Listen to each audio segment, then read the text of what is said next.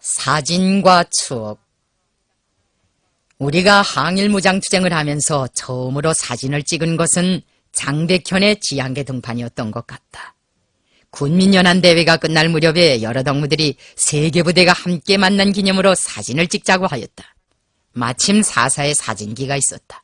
그래서 각 부대들에 있는 기관총을 다 모아다가 앞에 쭉 벌려놓고 사진을 찍었다. 모두들 표창이나 받은 것처럼 흡족해 하였다. 그런데 어린 대원들은 한 장쯤 찍는 것으로는 도무지 성찰해야 하지 않았다. 덕사진도 찍고 싶어 했고 분대별로 집체사진도 찍고 싶어 했으며 오래간만에 만난 다른 부대 딱 친구들과 함께 상봉 기념으로도 찍고 싶어 하였다. 어떤 경위대원들은 나하고 단둘이서 찍고 싶어 한다라 하였다. 그러나 무뚝뚝한 사진사는 사진기를 걷어매고 멀찌감치 가버렸다. 하기는 그덤없이 난처했을 것이다. 요청자는 많고 사진 정파는 적은데 누구를 찍고 누구는 찍지 말아야 하는가 하는 것이다. 어린 대원들은 볼이 부어 돌아갔다. 나는 사진사를 다시 불러오고 싶은 생각도 없지 않았으나 그럴 만한 시간 여유가 없어 단념해버리고 말았다. 사진을 못 찍어 섭섭해하는 어린 대원들의 심정이 이해되었다. 그 시절이야 누구나 사진을 찍고 싶어하는 때가 아닌가. 내 마음도 별로 다를 바가 없었다. 나는 어린 시절에 사진을 얼마 찍지 못하였다. 닭의죽도 변변히 먹지 못하는 형편의 사진이다 무엇인가. 그때까지만 해도 만경대 일대에는 사진관이라는 것이 하나도 없었다.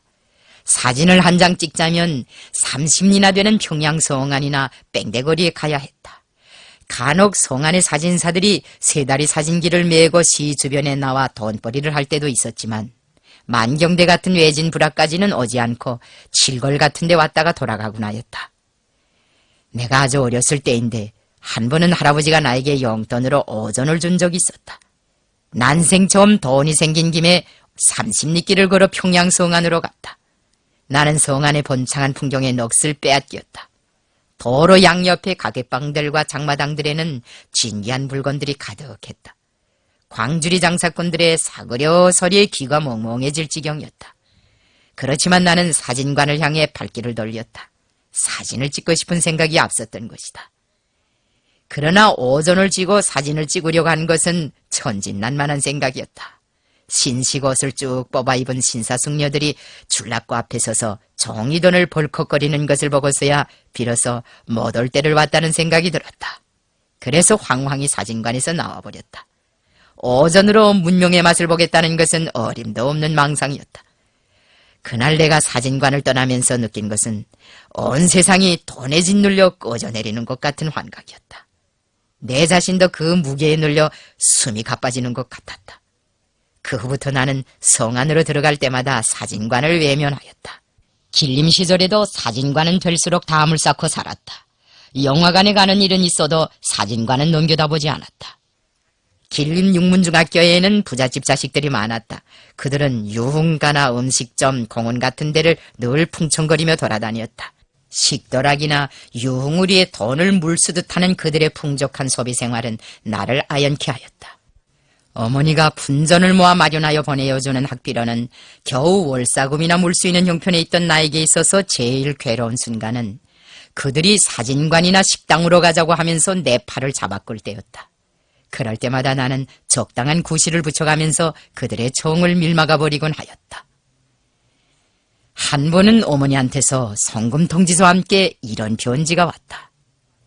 돈을 조금 더 보내니 생일 기념으로 사진을 찍어 보내다고. 너를 보고 싶을 때 사진이라도 한 장 있으면 어적 좋겠느냐. 나는 어머니의 정에 응하지 않을 수 없었다. 철주 동생의 말이 어머니는 내가 보고 싶을 때면 다해진 나의 속옷에 얼굴을 묻고 눈물을 지으신다고 하지 않는가. 얼마나 이 아들이 보고 싶으면 학비에 돈을 더 얹어 사진을 찍어 보내라고 하셨겠는가. 나는 어머니의 분부대로 사진을 찍어 무성에 보내주었다. 그때 찍은 사진이 바로 지금 유일하게 남아있는 길림 육문중학교 시절의 독사진이다. 그 사진을 수십 년 동안 간수해 두었다가 우리나라 혁명전적지 답사단이 중국 동북지방에 갔을 때 내놓은 사람이 내가 무성 시절부터 잘 아는 부녀회원인 최주선이다. 그가 오랜 세월 적들의 살벌한 감시를 받으면서도 위험을 무릅쓰고 사진을 보관해낸 것은 누구나 할 수 있는 일이 아니다. 그 후에도 이럭저럭 사진을 몇 장 찍었지만 대부분은 분실되고 별로 남은 것이 없다. 다부산자를 입고 거제령과 함께 찍은 사진이 몇 해 전에 발굴되어 회고록을 통해 세상에 공개되었을 뿐이다. 그런데 길림 시절에 찍은 내 사진이 어떤 경로를 통해서인지 적들의 수중에 들어가 경찰들의 수사작전에 이용되었다. 한 번은 밀정이 내 사진을 들고 가륜에까지 와서 마을 경비를 담당하고 있던 소년 탐험대원들에게 이런 사람을 본 적이 없는가고 물어보기까지 하였다. 아이들이 밀정이 왔다고 제때에 연락해준 덕으로 나는 여행 봉변을 모면하였다. 우리를 해치려고 돌아치던 그 밀정은 조선혁명군 대원들에 의하여 처단되었다. 그 후부터 나는 한동안 사진을 찍지 않았다. 그렇다고 하여 사진에 대한 미련을 완전히 지워버린 것은 아니었다.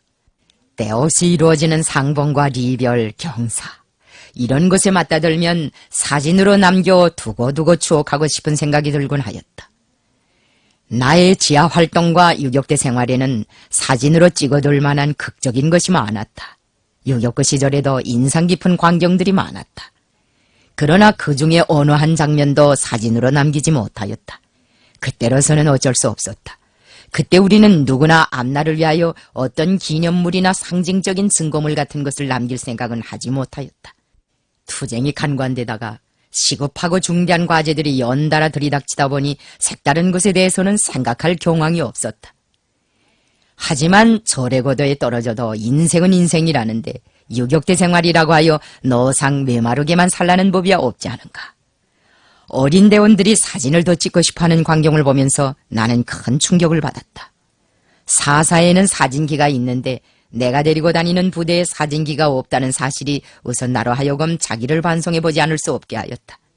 늘 산에서 살며 안중에 흉명밖에 없는 대원들이 다른 사람들과 마찬가지로 사진을 찍고 싶어하며 더구나 그 갈망이 보통 정도가 아닌 것을 보니 오래전부터 사진과 담을 쌓고 살아온 나에게 있어서 커다란 충격이 아닐 수 없었다.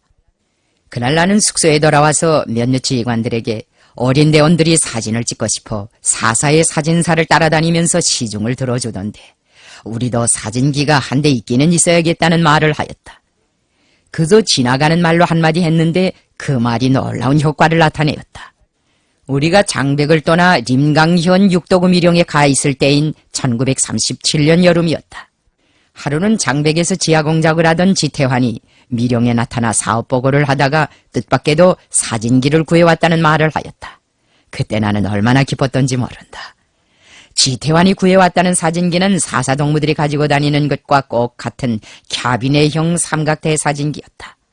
그는 중년 나이의 사진사도 한 명 데리고 왔다. 지태환은 아마 내가 얼핏 내비친 말을 명심하고 깊이 새겨두었던 것이 분명하였다. 지태환은 기밀히 지방사업을 하는 과정에 찾아내고 단련시켜 우리 부대에 보내온 사람이었다. 기밀처럼 그도 입이 무겁고 실속이 있었다. 무슨 과업을 받아안기만 하면 실롱꾼처럼 수곡수곡 해냈다. 기밀과 지태환은 성격이며 일솜씨며 행동거지까지도 신통이 비슷하였다. 지태환에게서 사진기를 노획해온 과정사를 들었는데 모험소설의 줄거리처럼 재미가 있었다. 지태환은 김학철이라는 유격대원과 함께 처음에 19도구 구장인 리훈을 찾아가 사진기 문제를 놓고 진지하게 의논하였다. 구장은 그것 조국광복회 회원들과 함께 방도를 모색하였다.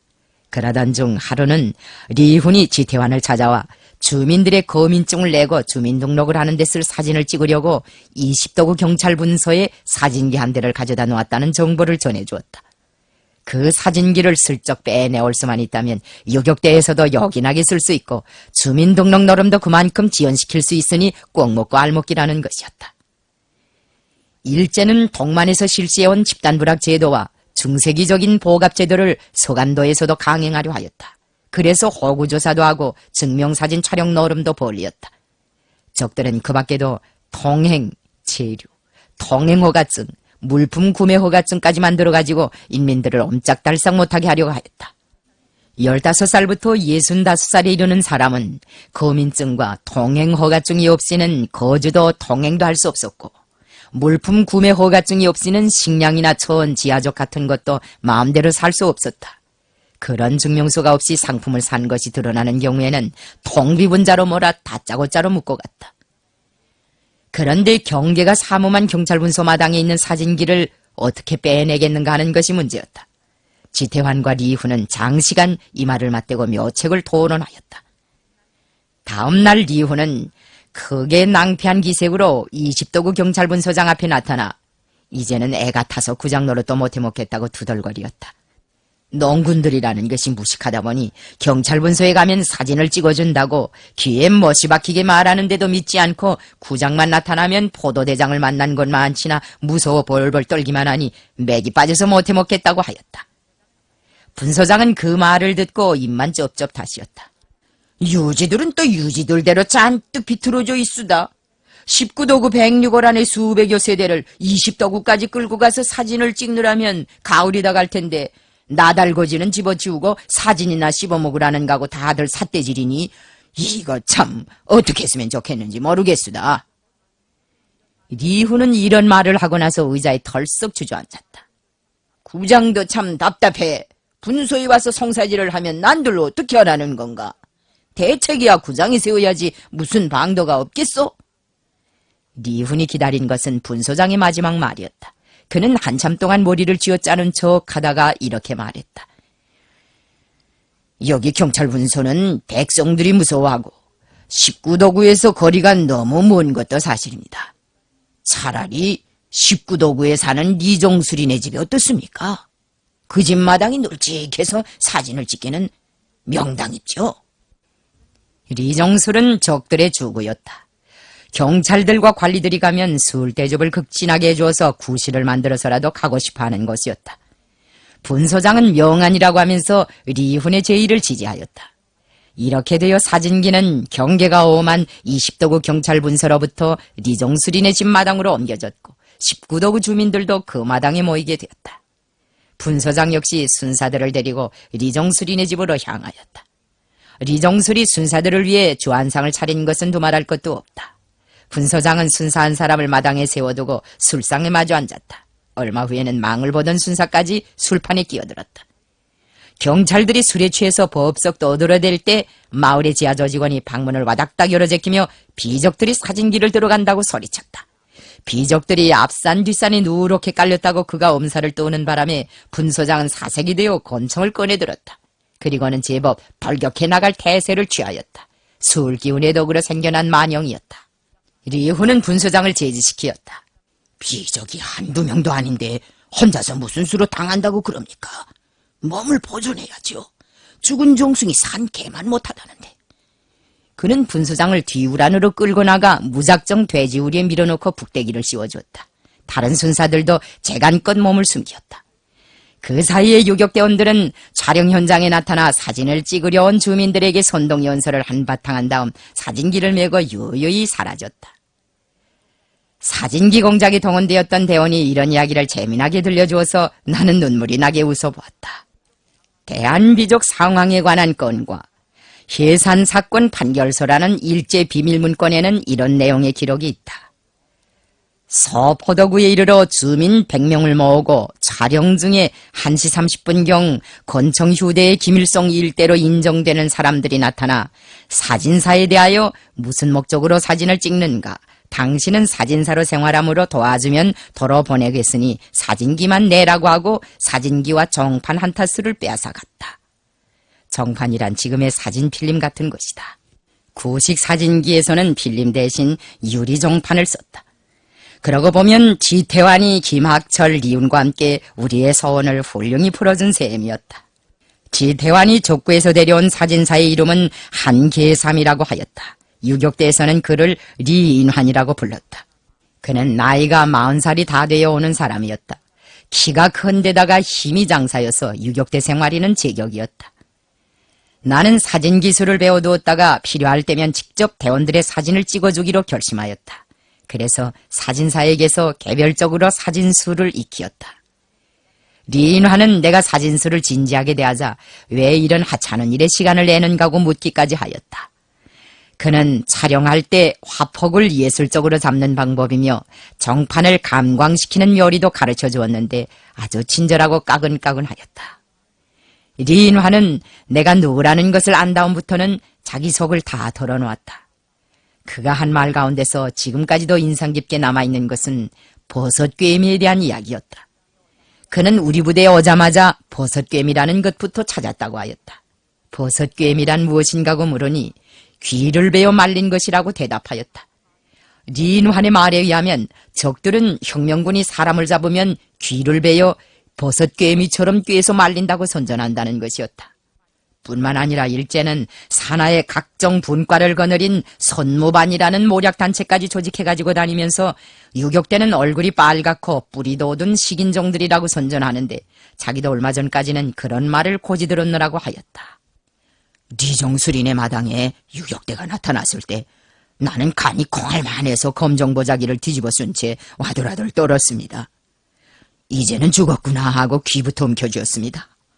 그런데 정작 유격대를 보니 선량한 사람들이 아니겠습니까? 나는 리인환이네 집에 아이들이 많다는 것을 알게 되자 그에게 집으로 돌아가라고 권고하였다. 그런데 그가 오히려 말을 듣지 않았다. 자식들은 저가 돌볼 수 있으니 제발 자기를 쫓아보내지 말아달라고 거듭 당부하였다.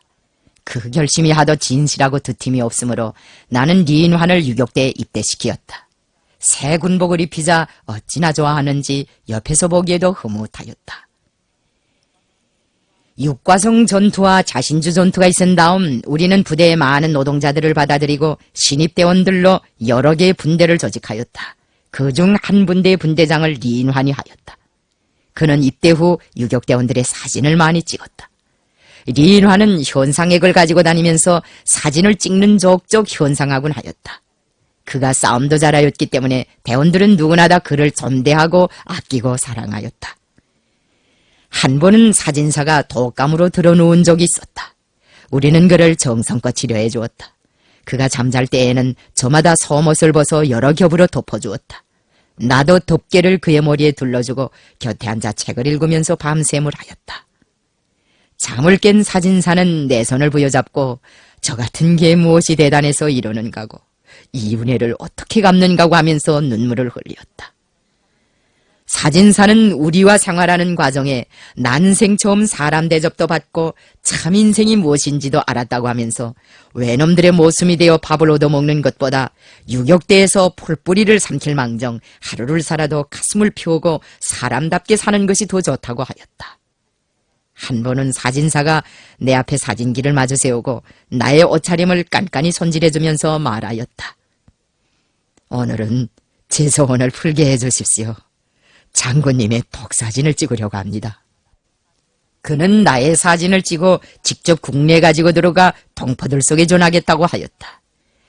그래서 지성은 고맙지만 사진을 찍어 세상에 공개하는 것은 부대의 규례에 어긋나는 일이니 혁명이 승리하는 날 마음껏 찍자고 해방이 되면 첫 독사진을 리인환 동무가 찍어달라고 하였다.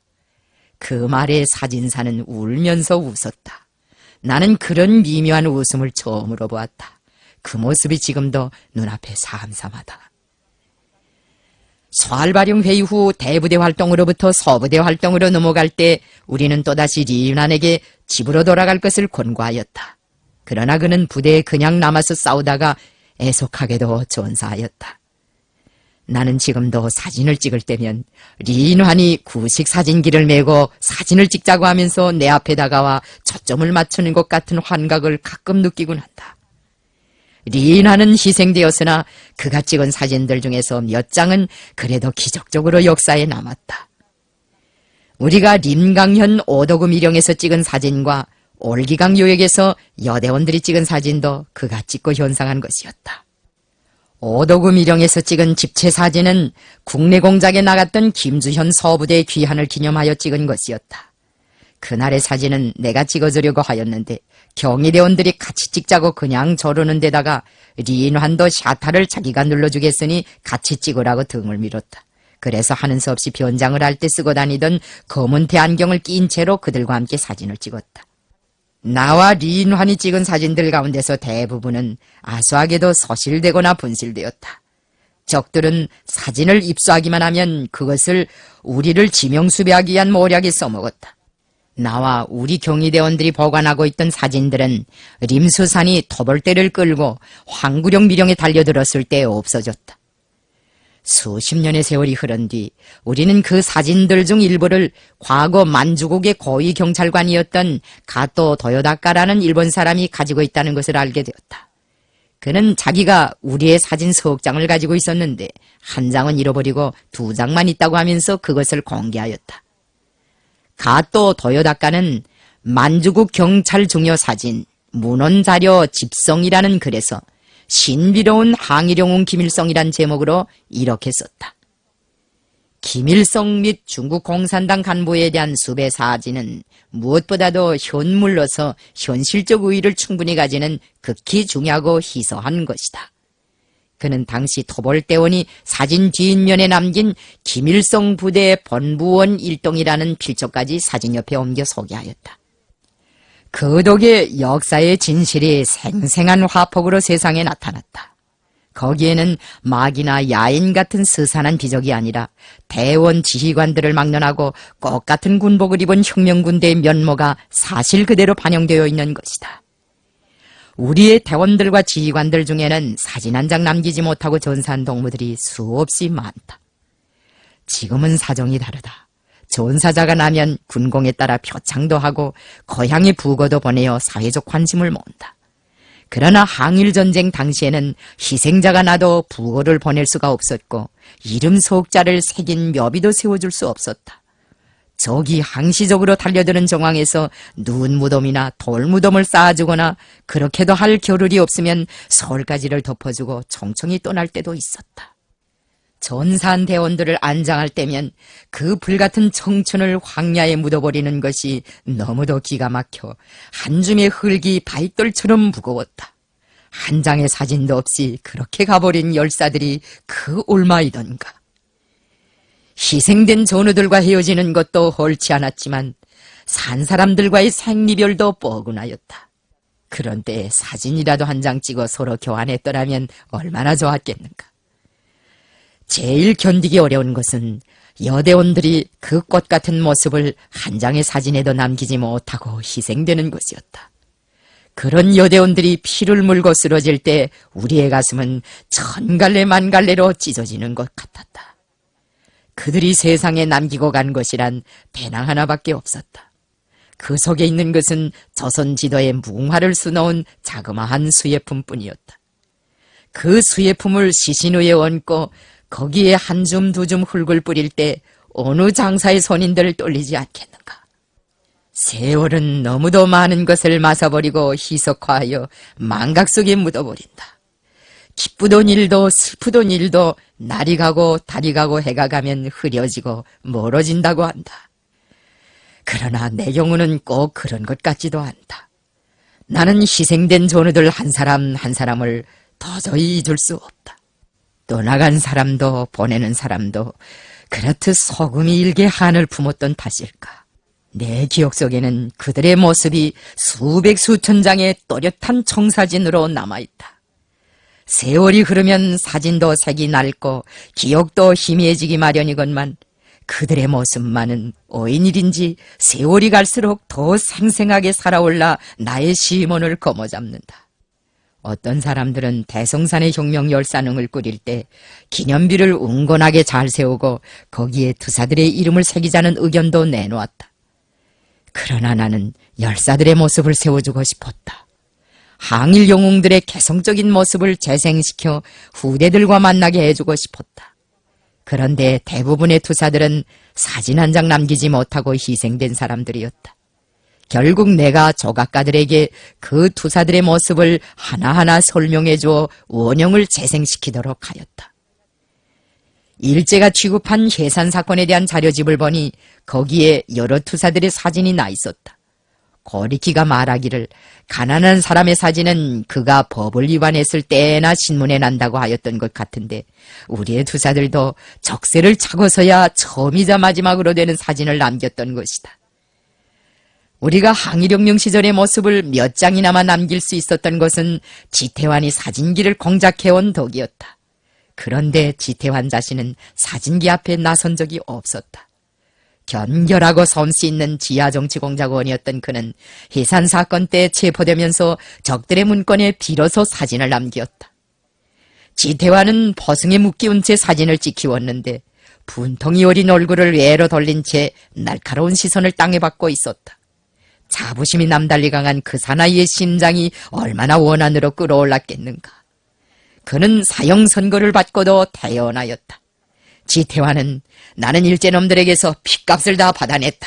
이제 죽어도 한이 없다고 하며 껄껄 웃었다고 한다. 나에게는 잠들 수 없는 밤이 많다. 일이 많을 때도 그렇지만 유물 하나 사진 한 장도 남기지 못하고 간 열사들이 떠오르는 밤이면 저름도 오지 않는다.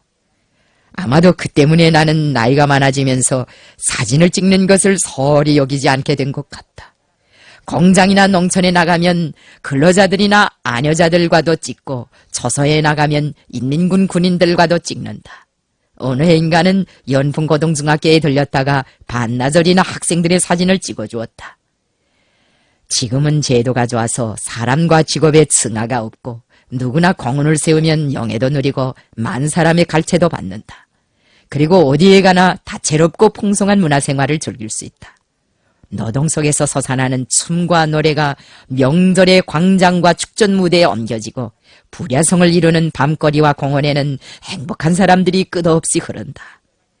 반세기 이전에는 이 모든 것이 별처럼 먼 공상이었다. 항일투사들의 태반은 이런 생활을 보지 못한 채 희생되었다. 하지만 그들이 목숨을 바쳐 피로써 열어놓은 역사의 길이 없었더라면 우리 세대의 오늘과 내일이 있을 수 있겠나.